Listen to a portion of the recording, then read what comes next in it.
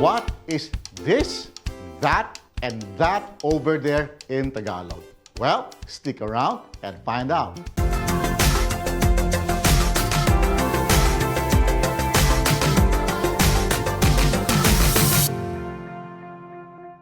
In the last video, we have begun a new chapter, the chapter on the Tagalog version of demonstrative pronouns or panghalip pamatlig. Those are words that are used to point out objects being talked about. Unlike in English where you have this, that, these, and those, the list of Tagalog demonstrative pronouns is more extensive.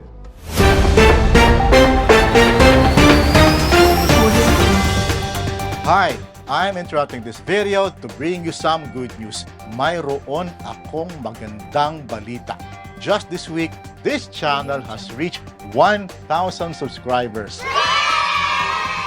And that's thanks to all of you. I couldn't have done it without you. So, maraming salamat po. So now, I hope you continue your journey with me as we learn a beautiful language, Tagalog. And please continue watching my videos, liking them, sharing them, and posting your comments. That's gonna help a lot. Alright? So now back to our regular programming.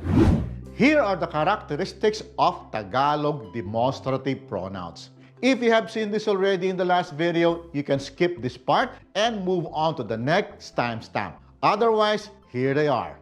Number 1, there are 6 categories of demonstrative pronouns. These are direct, indirect, oblique, locative, existential, and illustrative.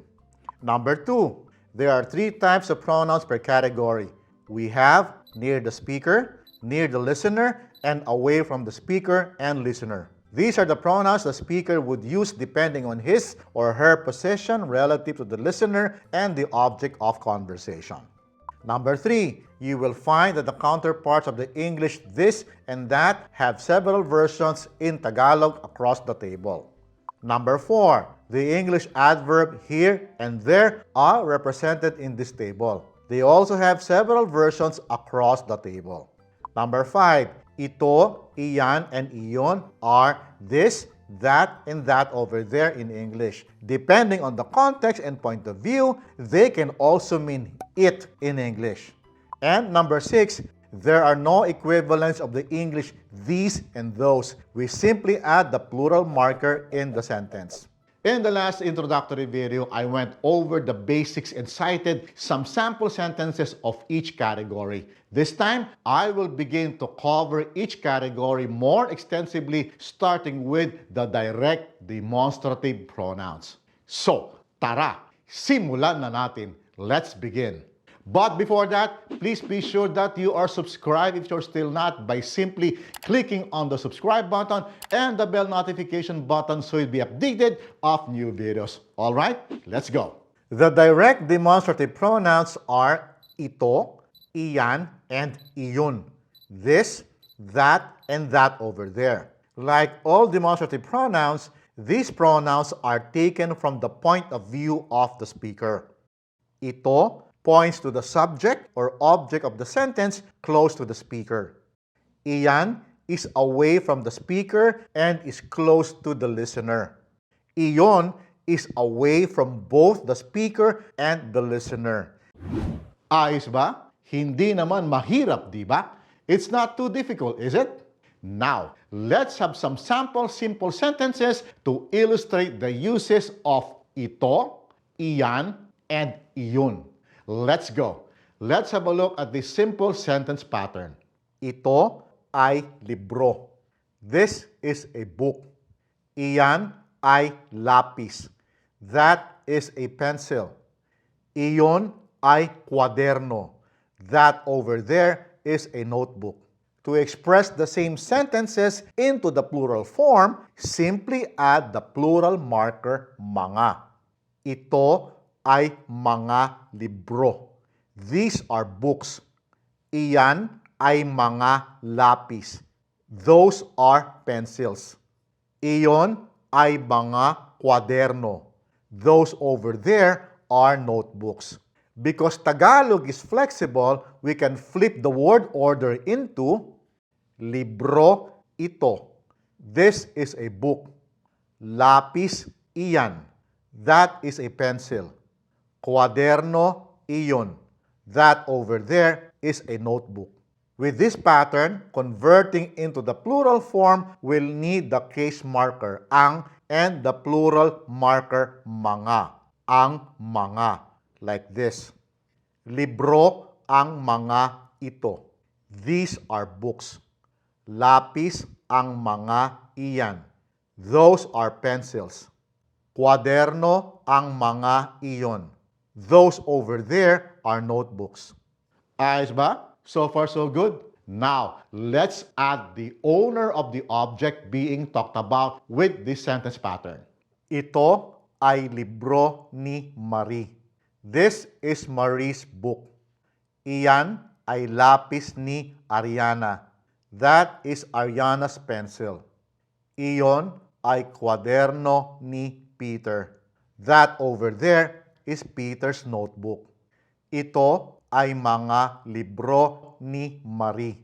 These are Marie's books. Iyan ay mga lapis ni Ariana. Those are Ariana's pencils. Iyon ay mga kwaderno ni Peter. Those over there are Peter's notebooks. Let's change the word order. By doing so, there will be a slight shift in emphasis. Let's take a look. Libro ni Marie ito. This is Marie's book.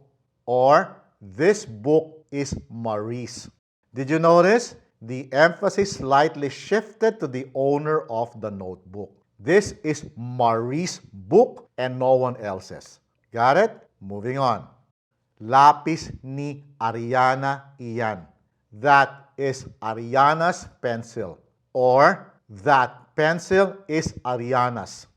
Kuwaderno ni Peter iyon. That over there is Peter's notebook. Or, that notebook over there is Peter's. In the following examples, we will include the case marker ang with the object. By doing so, the object will be emphasized. Let's have a look. Ito ay ang libro ni Marie. This is the book of Marie.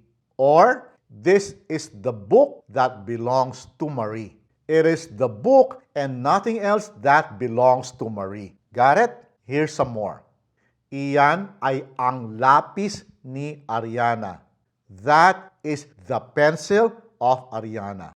Or, that is the pencil that belongs to Ariana. Iyon ay ang kwaderno ni Peter. That over there is the notebook of Peter. Or, that over there is the notebook that belongs to Peter. Ayos ba? Nasusundan niyo ba? Are you following it? I hope so. And if you're learning something new so far, please click the like button because that will help this video and this channel be recommended to more people, thus helping this channel grow. All right?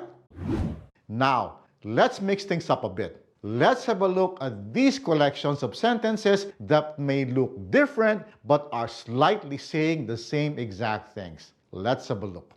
Ito ay baso. This is a drinking glass. Baso ito. This is a drinking glass. Ito ay baso ko. This is my drinking glass.